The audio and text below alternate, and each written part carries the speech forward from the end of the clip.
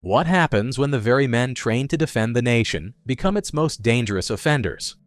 From war zones to home soil, some U.S. military men have committed crimes so severe they were sentenced to life behind bars. Today, we uncover the full story of who they are, what they did, and how their actions led to permanent imprisonment. From shocking betrayals to crimes that rocked the military system, this is every U.S. military man sentenced to life in prison. Stay tuned. Robert Bales, State, Afghanistan. Age at crime, 38. Robert Bales was a decorated U.S. Army Staff Sergeant, having served multiple tours in Iraq and Afghanistan. On March 11, 2012, during his fourth deployment, Bales left his outpost in the Panjwai district of Kandahar Province, Afghanistan, under the cover of darkness. Over the course of the night, he went to 2 nearby villages and opened fire on sleeping civilians. In total, 16 Afghan villagers, including 9 children, lost their lives in what became one of the most horrifying acts committed by a U.S. soldier during the war. Many others were wounded, and the massacre sparked international outrage, severely straining U.S.-Afghan relations. Reports revealed that Bales had been under severe emotional and mental strain before the incident. He had reportedly been drinking alcohol and using steroids in the days leading up to the attack. Witnesses and fellow soldiers noted signs of paranoia and detachment. Despite these factors, Bales later admitted to deliberately committing the crime. He set some of the victims on fire and returned to base covered in blood, later confessing to his wife during a phone call. The brutality and seemingly senseless nature of the attack shocked even seasoned military personnel and led to urgent questions about battlefield stress, mental health, and oversight. In 2013, Robert Bales pleaded guilty in a military court to avoid the death penalty. During sentencing, he apologized for his actions, calling them an act of cowardice. The court sentenced him to life in prison without the possibility of parole. The military judge stated the acts were heinous and brutal beyond comprehension. The plea deal and sentence were accepted by the families of the victims to prevent a lengthy trial and allow for closure.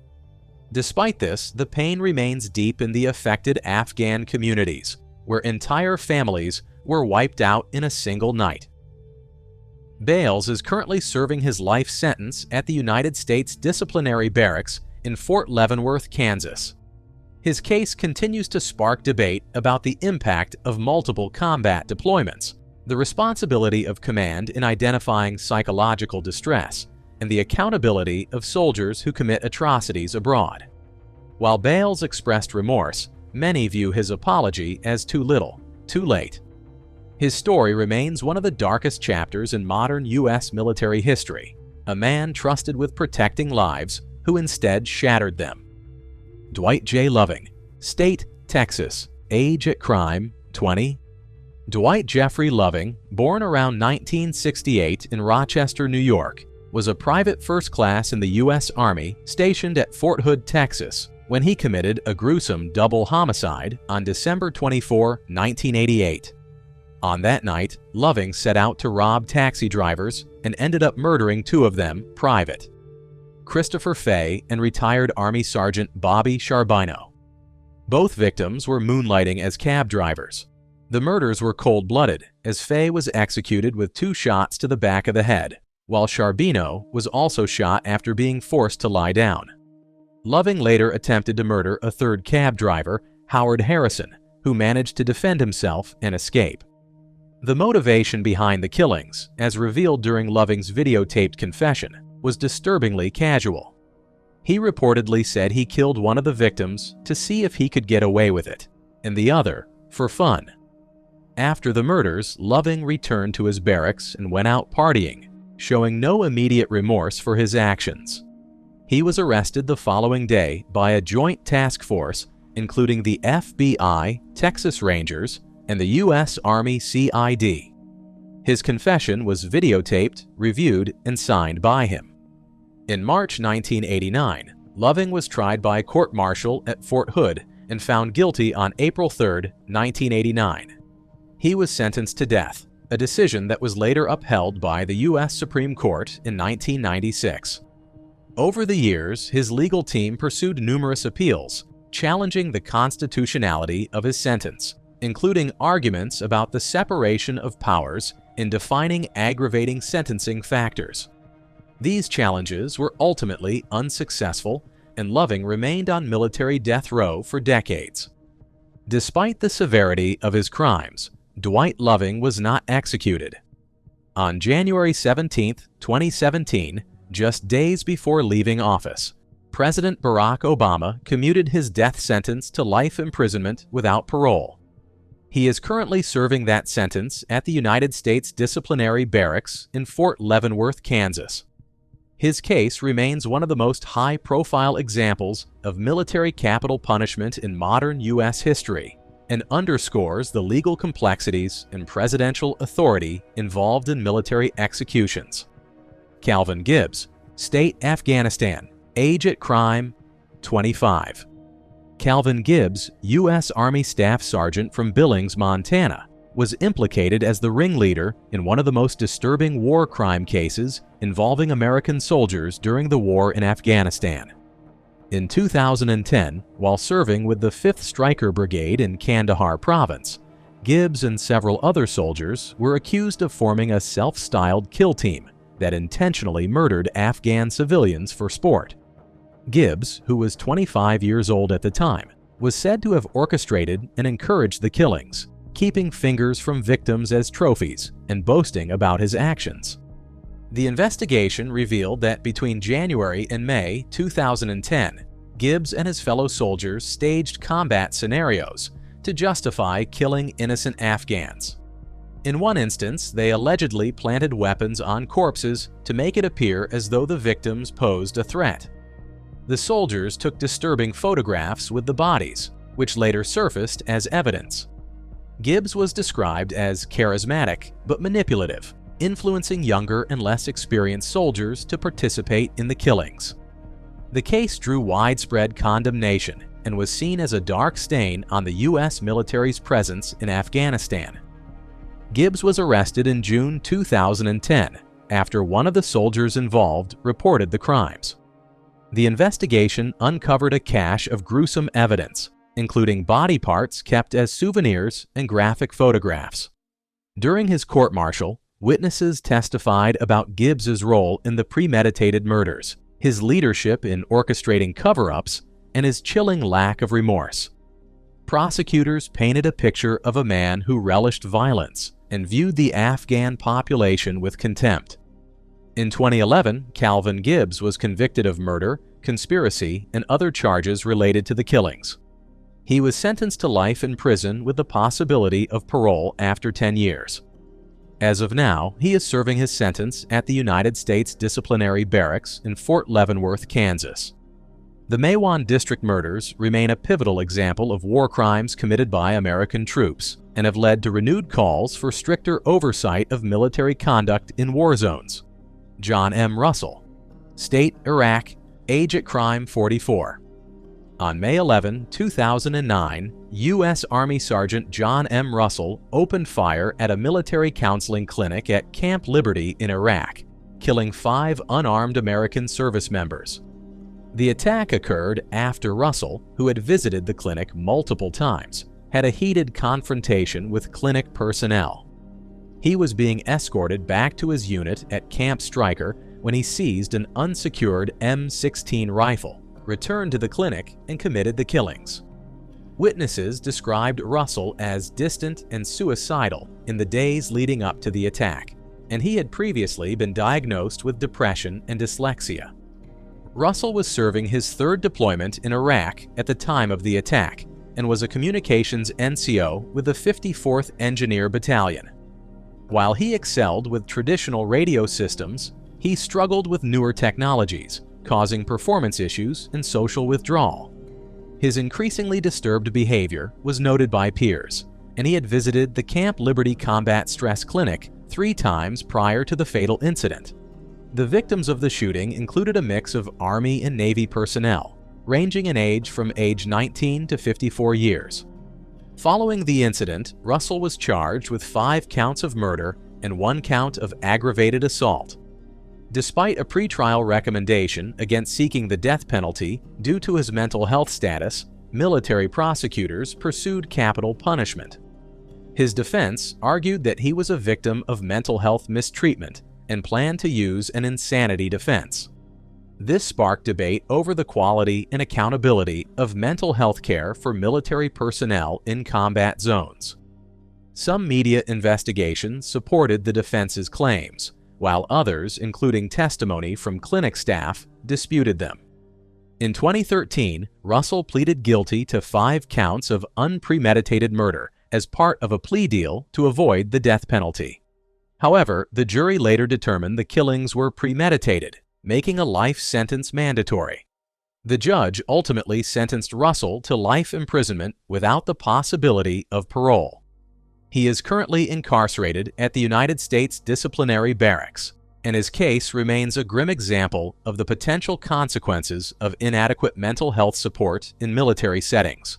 William Kreutzer, Jr., State, North Carolina.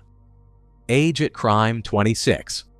William J. Kreutzer, Jr., a former U.S. Army sergeant born in 1969, carried out a mass shooting on October 27, 1995, at Fort Bragg, North Carolina, killing Major Stephen Badger and injuring 18 other soldiers. The attack occurred during a morning physical training session, where Kreutzer opened fire from a concealed position with multiple firearms. He was eventually subdued by fellow soldiers and arrested. Kreutzer was originally sentenced to death for the shooting, but that sentence was later commuted to life imprisonment due to concerns about his mental health and inadequate legal representation. Kreutzer had a history of emotional instability and prior warnings that went largely unheeded. Despite being described as an intelligent student and college graduate, he struggled with low self-esteem, bullying, and anger during his military service. Reports indicated that he had expressed violent ideations before the shooting, including a prior incident in which he broke down and spoke of murdering other soldiers while on guard duty in the Sinai. Though temporarily disarmed, he was eventually promoted and returned to full duties. A day before the shooting, he warned 2 fellow soldiers of his plans, but their concerns were dismissed. On the morning of the attack, Kreutzer used a rifle to fire on his brigade, causing chaos and prompting an unarmed group of soldiers to heroically rush him. Several Special Forces soldiers and brigade staff played critical roles in subduing him after a struggle in the woods. The incident led to awards for bravery for several involved and posthumous honors for Major Badger. Following his arrest, Kreutzer requested mental health evaluation and was declared competent to stand trial despite evident psychological distress. At his court-martial, Kreutzer pleaded guilty to murder, attempted murder, aggravated assault, and additional charges related to weapons violations. During sentencing, he expressed deep remorse and apologized to his victims. His death sentence was commuted by a military appeals court, and in 2009, he was sentenced to life in prison without the possibility of parole. He was demoted, dishonorably discharged, and forfeited all military pay and benefits. Byron Booker, State, Georgia. Age at crime 27. In the early morning hours of June 17, 2020, former U.S. Army Sergeant Byron Booker, age 27 at the time, committed the brutal premeditated murder of Specialist Austin J. Hawk inside his barracks room at Fort Stewart, Georgia. The killing stemmed from a conspiracy between Booker and fellow soldier Jordan Brown after Hawk reported Brown for marijuana use to military authorities. This report led to administrative actions against Brown, including proceedings to discharge him from the Army. In retaliation, Booker and Brown devised a plan to murder Hawk. Booker unlawfully entered Hawk's room shortly after midnight and viciously attacked him, inflicting over 40 sharp force injuries, including numerous fatal stab and slash wounds. According to forensic analysis and court documents, the assault was so severe that multiple wounds were independently lethal. Booker fled the scene, and the crime was quickly investigated by military and federal authorities. Jordan Brown later admitted to his role in aiding the conspiracy and provided key information that tied Booker to the murder. In February 2023, Byron Booker was sentenced to life in federal prison without the possibility of parole after pleading guilty to one count of premeditated murder of U.S. service member Specialist Austin J. Hawk. As of now, Booker is incarcerated in a high-security federal prison, though the exact facility has not been publicly disclosed by the Bureau of Prisons. Stephen Dale Green, State, Mahmoudiya. Age at crime, 20. Stephen Dale Green was 20 years old at the time of the Mahmoudiya killings on March 12, 2006. Born on May 2, 1985 in Midland, Texas, Green was a private first class in the U.S. Army's 101st Airborne Division. He and fellow soldiers from Bravo Company, 1st Battalion, 502nd Infantry Regiment committed a series of war crimes in the town of Mahmoudiya, Iraq. The crimes included the gang assault of 14-year-old Abir Qasim Hamza al-Janabi and the murder of her and her family members. Green was discharged from the Army for mental instability before the crimes came to light.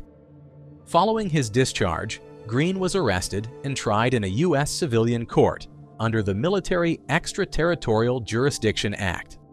In May 2009, he was convicted of his crimes.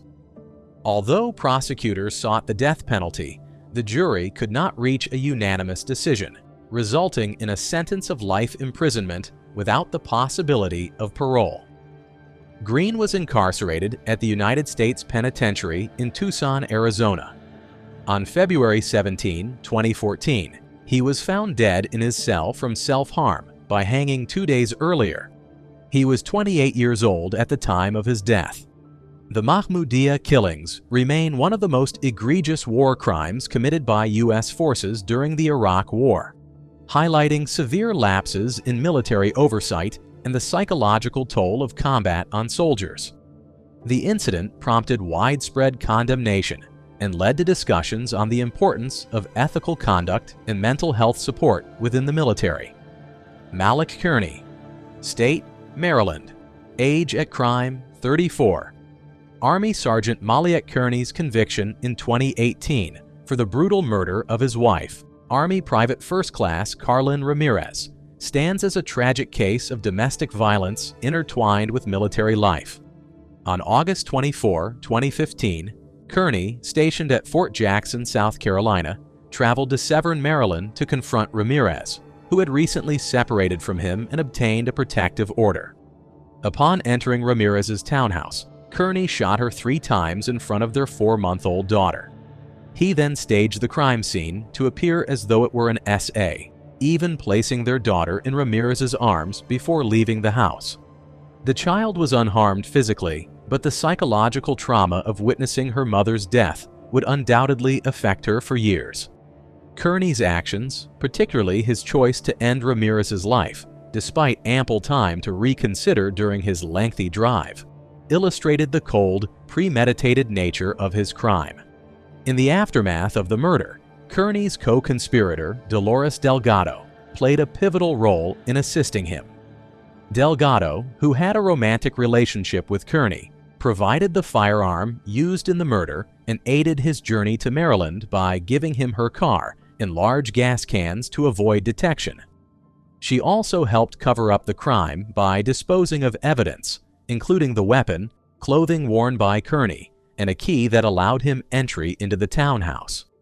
The disposal of the evidence in Florida, including the dismantling of the revolver and attempts to erase its serial number, was an attempt to hinder the investigation, but forensic evidence later linked the weapon to the crime. Delgado's actions were considered crucial in enabling Kearney to carry out the murder and evade immediate capture. At his trial, Kearney was convicted of first-degree murder and other charges related to the crime.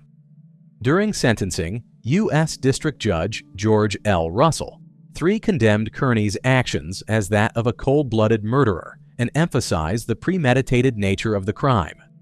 Despite having hours to reconsider during his drive from South Carolina to Maryland, Kearney's deliberate decision to follow through with the murder highlighted the extent of his callousness.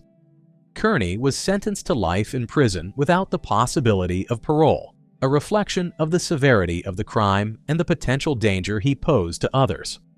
His conviction has been widely discussed as a grim example of the destructive impact of domestic violence, even within the military community.